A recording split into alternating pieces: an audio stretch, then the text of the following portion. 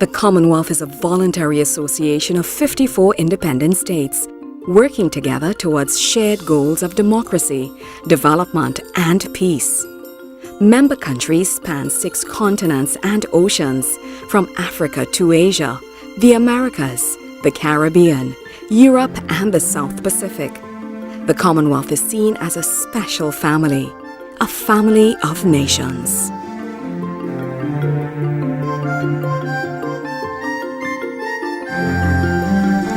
The smallest of the Windward Islands, Grenada and its 6 dependencies in the Grenadines, are located in the southeastern Caribbean. These islands are volcanic in origin, with extremely rich soil. Known as the Isle of Spice, Grenada is one of the world's leading producers of nutmeg, clove, vanilla, cinnamon, and ginger, and a pioneer in the cultivation of organic cocoa. With a mountainous interior, small rivers, waterfalls, picturesque bays, and beaches, Grenada lies on the southern edge of the hurricane belt. Although it has only suffered 3 hurricanes in 50 years, they have all caused severe damage, and Grenada is still recovering from Hurricane Ivan in 2004 and Emily in 2005. First sighted by Europeans in 1498, during the 3rd voyage of Columbus to the New World, Grenada was inhabited by the indigenous Kalinago, who called it Camahone. The first European settlers were the French from 1649 to 1763. The British followed in 1762 when they captured the island during the 7 Years' War, and in 1763 formally occupied it by the terms of the Treaty of Paris. By 1779, the French recaptured the island during the American War of Independence. However, in 1783, the island was restored to Britain by the Treaty of Versailles. In 1877, Grenada was made a crown colony of Britain, and in 1917, Theophilus Marichaud founded the Representative Government Association to agitate for new constitutional privileges for Grenadians.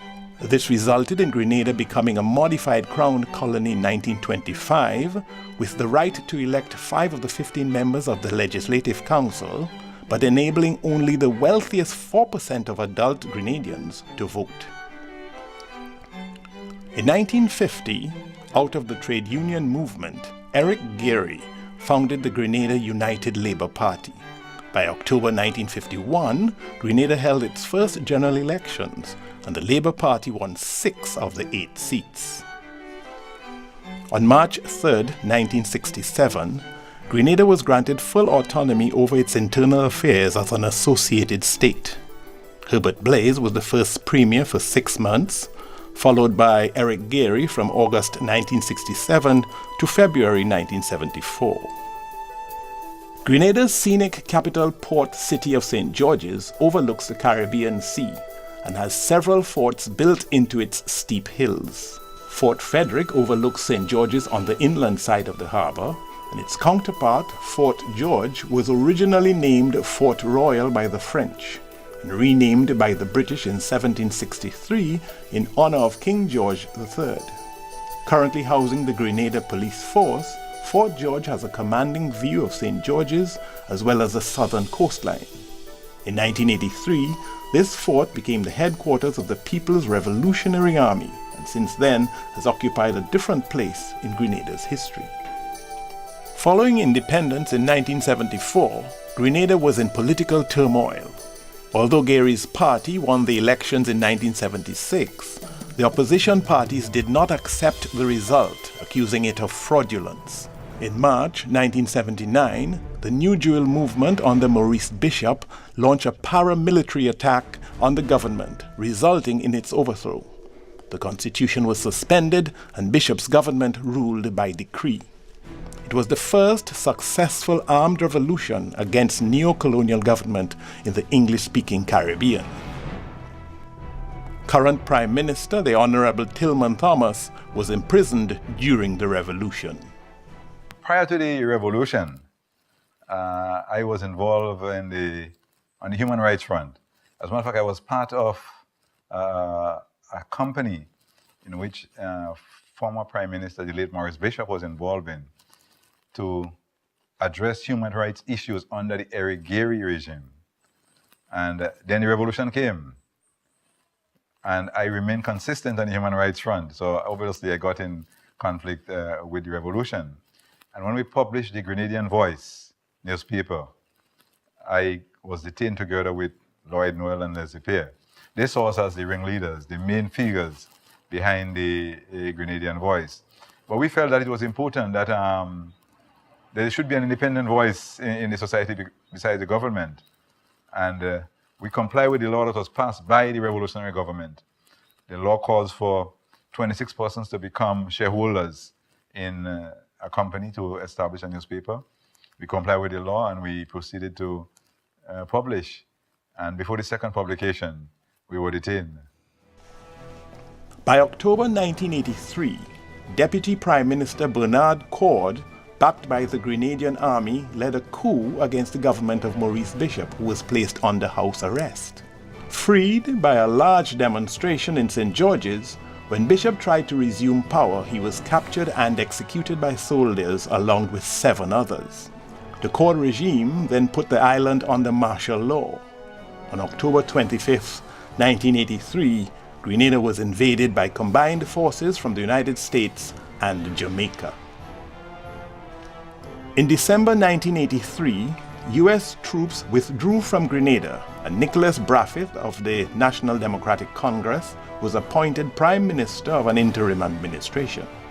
The pre-revolutionary constitution was reinstated.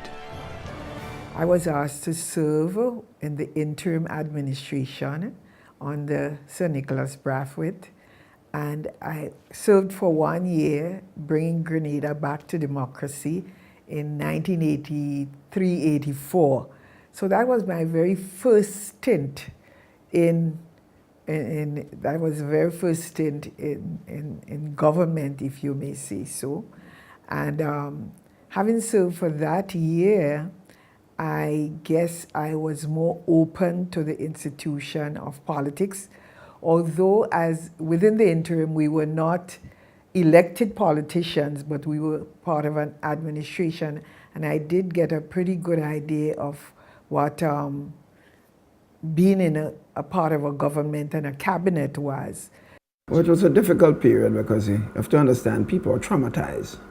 And many times you visited communities in your own constituency and attempted to talk to people about their own development and about the political situation in the country. You had to spend hours dealing with people's psychological state. People were still talking about their loved ones who were killed. There were friends of them who died in very strange circumstances, and people didn't feel a sense of closure. And the fact that many of the bodies were not found. Clearly a very traumatic period. So it was very painful. Many of us in politics at the time had to act not just as politicians and people working for the development of the country. We also had to work for the psychological development of the people of the country. So it was a very, very, very, I would say probably the most difficult period for any politician at that particular time. And you still had a lingering elements of the revolution who felt that whatever the revolution did was best and that the Americans were wrong to come in. And you had to be dealing with so many complex issues and state of mind that it was extremely difficult at the time politically. In December 1984, the first democratic elections since 1976 were held in Grenada. The elections were won by the Grenada National Party under Herbert Blaise, who served as Prime Minister until his death in December 1989. Well, my next step was to get back in the process, trying to organize politically. Whilst we were detained, there was a group known as the GDM, the Grenada Democratic Movement. There were different parts of the world advocating and articulating on our behalf. So as soon as we released, some of them came back to Grenada, and we started the campaign to get back into the democratic fold. But there were other political competing parties. There was the NNP of Mr. Herbert Blaise, and the GDM, not the NDP of George Brizan. And these three groups came together and formed what is now known as the New National Party. And we contested the 1984 elections and won 14 of the 15 seats. Yes, well, I returned to Grenada, attracted by the fact the country went through some tumultuous times politically, and I offered myself to serve with Herbert Blaise, who was then leader of the National Party. And on December the 3rd, 1984, running for the town of St. George, I won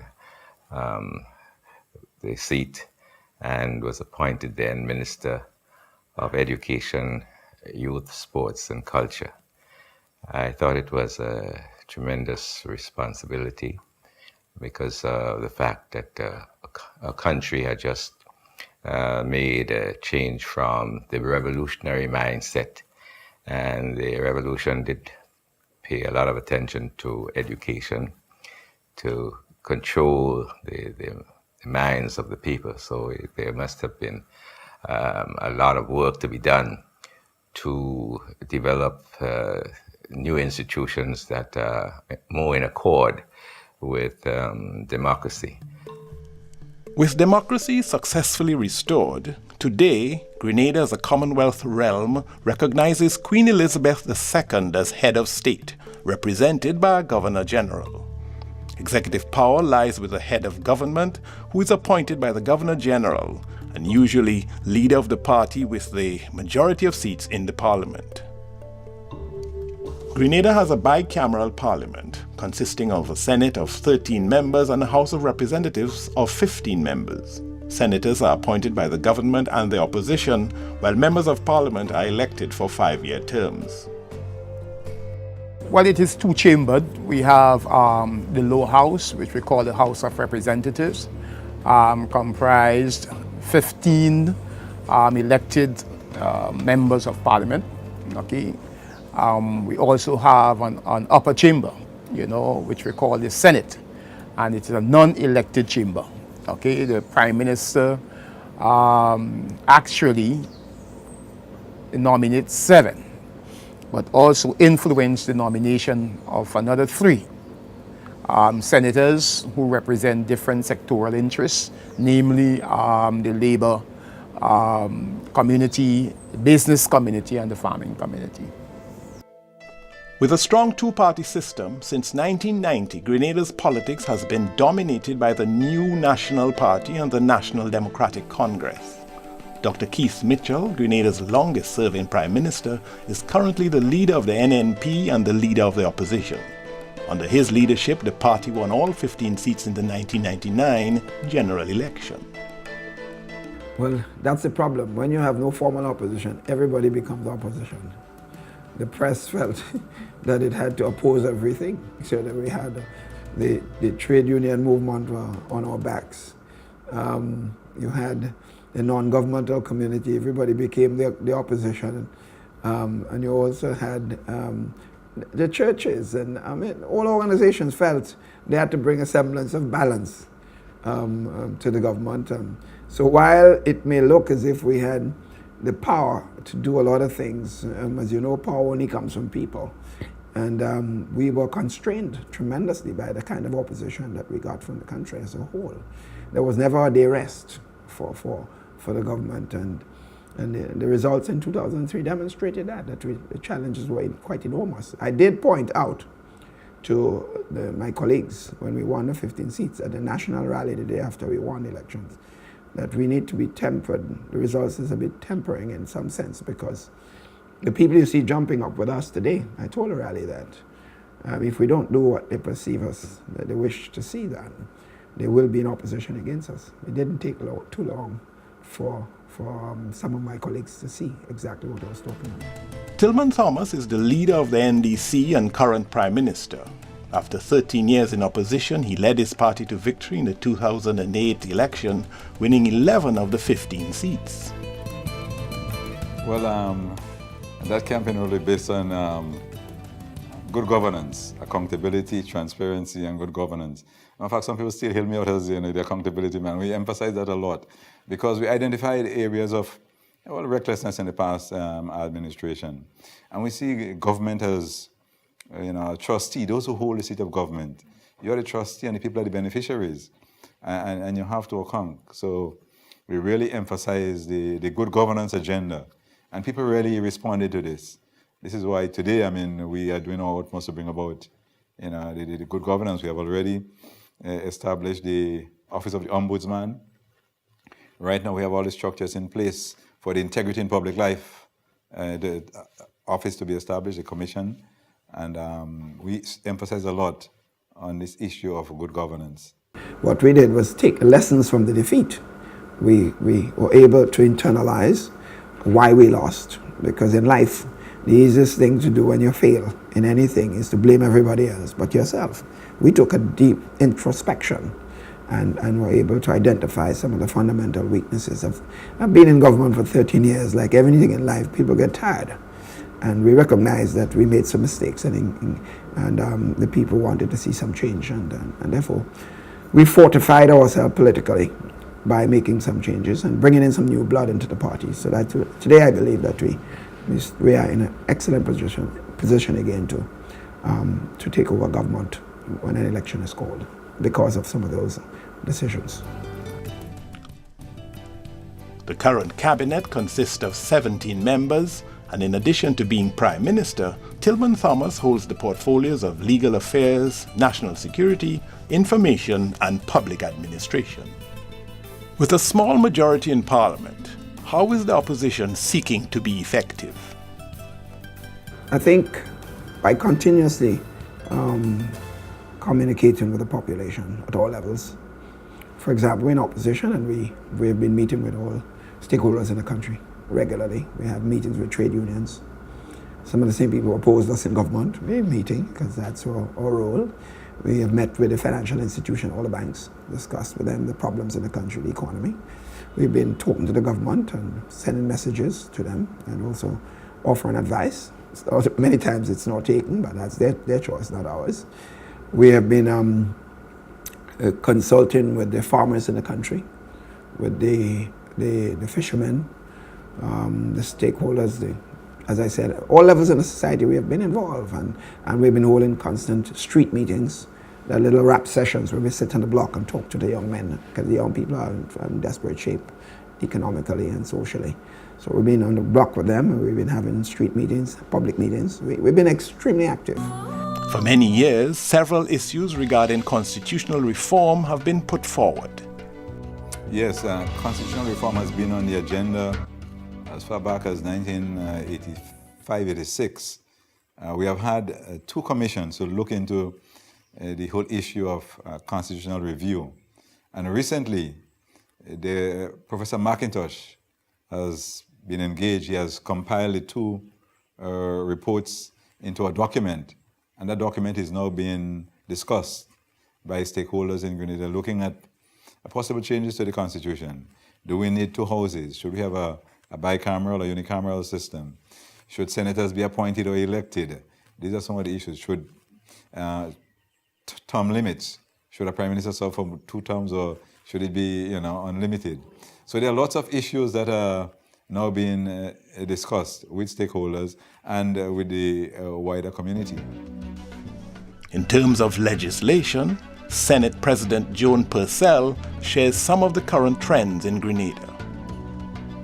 What I'm excited about is the modern social legislation that has been coming to the Senate, and we have been really spending quality time on this legislation relating to child protection and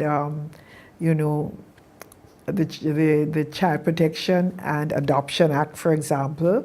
We've been looking at legislation which is relating to mental health. We've been looking at the Status of the Child Act, and we expect quite a few other bits of social legislation coming. And I'm really Domestic Violence Act, and those. So for these, I am really, really grateful that I'm having an opportunity to be a part of making some good laws. Although the business of Parliament has continued relatively uninterrupted since 1984, Grenada has been without a Parliament building for the past 7 years. Well, we suffered from two hurricanes, not only Ivan, but a year after, or within a year after, we had another hurricane, Emily. So the Parliament building at York House was completely destroyed. So it's now a derelict building, which made it enormously difficult to carry out all the logistical problems of running the Parliament, to solve all the logistical problems of running the Parliament.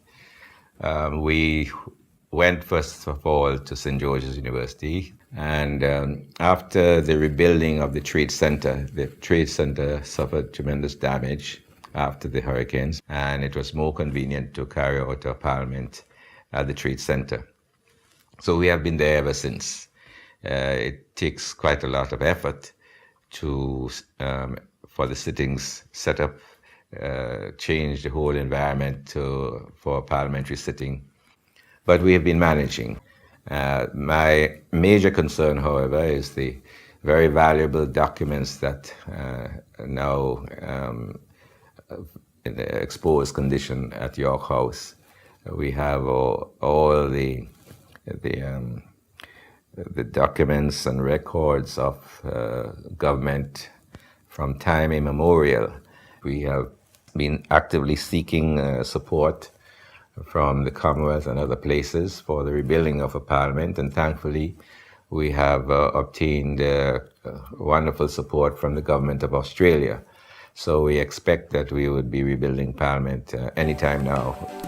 Apart from presiding over the upper house, the Senate president has spearheaded the establishment of a women's parliamentary caucus.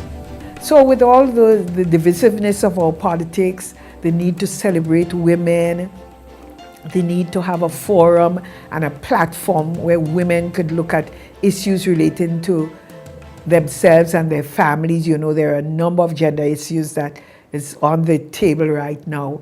So we felt that why not come together? And I must say, once I threw out that olive branch and said, let's come together, let's meet former parliamentarians who had a lot of energy, but who were out there doing nothing more or less, and colleagues of mine, and we thought that yes, it's a good thing, and we have since launched as the Grenada Women's Parliamentary Caucus. The very first thing we did was when we collaborated with the Grenada National Women's Organization to put on a workshop for women in politics, because we want to attract more and more women into politics, but not the kind of divisive tokenism politics that we're used to, but to prepare them, to train them, to help them to understand power and politics and what service means. Overall, the presiding officers in Grenada's parliament are seeking to leave their mark through parliamentary reform. We think our parliaments need to be more culturally relevant. We need to revisit some of the things we do.